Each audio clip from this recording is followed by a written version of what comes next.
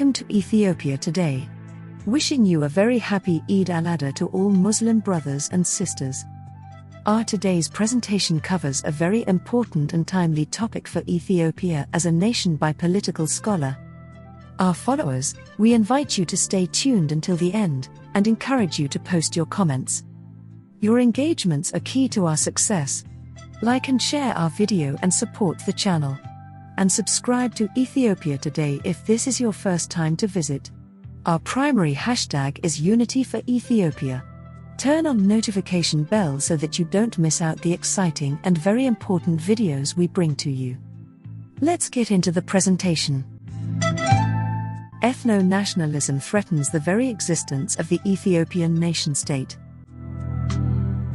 On Saturday, July 2nd, I was pleased to participate in a Zoom conference sponsored by the American Ethiopian Political Affairs Committee, EPAC, on the effects of ethno-nationalism in Ethiopia, says a political economic analyst Lawrence Freeman. In a brief presentation, I discussed the need to eliminate ethno-nationalism for the preservation of the Ethiopian nation-state. My analysis and recommendations are unique, provocative, and challenging, Freeman added. I suggest Ethiopian leaders and thoughtful citizens review my remarks presented below, which can serve as a foundation for Ethiopian policy, moving forward. Let me start by thanking the American Ethiopian Political Affairs Committee for allowing me to make this presentation.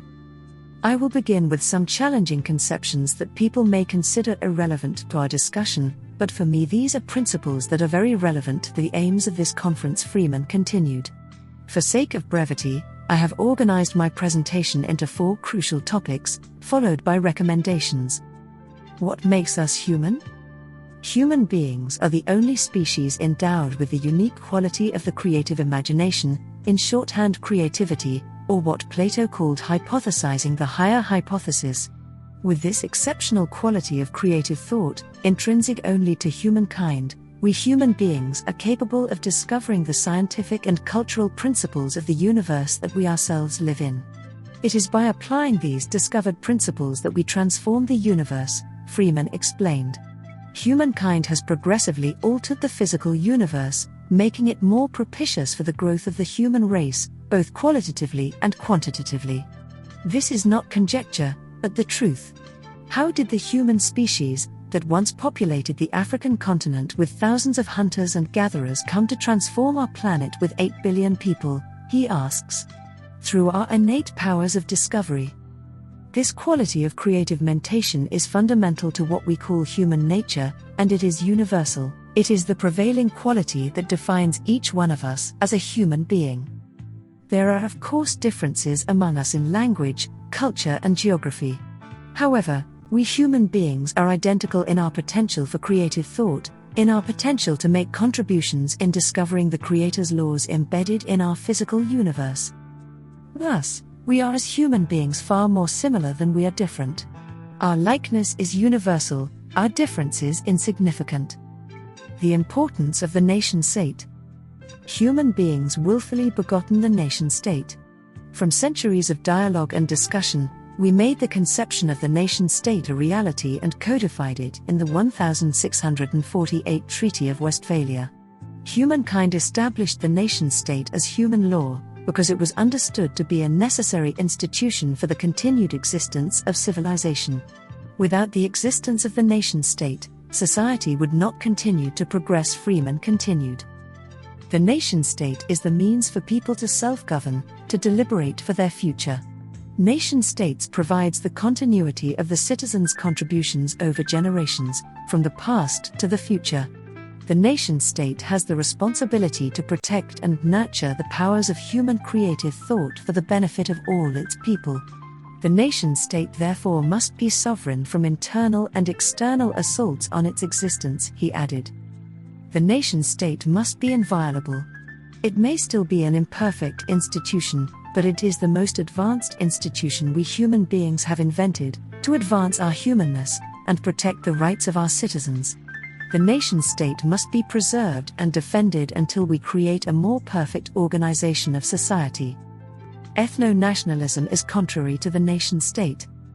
A sustainable nation-state transcends all local interests and transcends ethnicity. Ethnicity can and should contribute to the beauty and enrichment of a civilization. Ethno nationalism is entirely different. It functions as a cancer on society, which, if allowed to exist, will undermine and eventually destroy the nation-state. Ethno nationalism usurps the power of the sovereign nation-state by insisting that as an ethnic group it should be treated as if it were a nation. Ethno nationalism is inherently racist and discriminatory because it separates people of the same nation according to biological and geographical distinctions. Human beings are not defined by their bloodlines. It creates antagonistic ethnic-based fiefdoms in false competition with each other for power. While the nation-state exists to provide for the general welfare of all its people, the followers of ethno-nationalism seek the aggrandizement of the interests of their ethnic group. Those supporting ethno-nationalism, whether they know it or not, are advocating the destruction of their nation, in this case, Ethiopia. In my study of African history, I have found that weakened nation-states contributed to the lack of economic development for that country, Freeman continued. I was horrified and saddened when I first arrived in Nigeria in 1994, to view the reality of ethnic competition and its effects on the nation. Africa's future.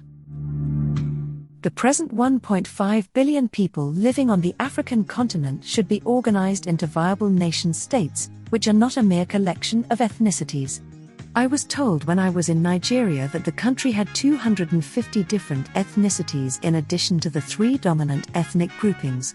This reality is still affecting Nigeria today, says Freeman. There are a reported 3,000 different ethnicities across the African continent. We must work to establish on the African continent nation-states that are politically and economically sovereign. The people of each nation should determine their future through deliberations, debate, and discussion of ideas. There can be no claims to ethnic superiority or a historical right to political control. As President Lincoln said when he was campaigning to lead the USA, the nation must protect equally the lives of all its men and women. In a true republic, the government has the obligation to develop the creative potential of each and every citizen, and each and every child born. Each citizen has the obligation and the right to use his or her creative potential to contribute to the peaceful and prosperous future of their nation for generations to come. These are the conditions of government and citizenship which we should work to foster throughout the many nations on the African continent. I do not believe that Africa will prosper as its population climbs to 2.5 billion people in the next 30 years, unless we create strong nation-states and educated citizens who act in the interests of their nation, not their ethnicity, Freeman underscores. Ethnicity should be muted and removed from the political arena. Recommendations. I suggest, Freeman continued, we use the following recommendations, which are not prioritized, to formulate the best policy for Ethiopia, moving forward. Firstly, we must amend the Ethiopian Constitution. The preamble of Ethiopia's constitution properly emphasizes the conception of a united nation with a common purpose and goal for all its people, advancing our economic and social development, common interest, and the emergence of a common outlook, and to live as one economic community. Article 14 resonates with the U.S. Constitution, stating, every person has the inviolable right to life, the security of person, and liberty. The same principle is echoed in Article 43 of the Constitution, the right to development. The basic aim of development activities shall be to enhance the capacity of citizens for development and to meet their basic needs. The weakness of the Constitution begins in Article 8, Sovereignty of the People, where sovereign powers are divided up between nations, nationalities and peoples of Ethiopia. This is an obvious compromise to ethnicity, Freeman added.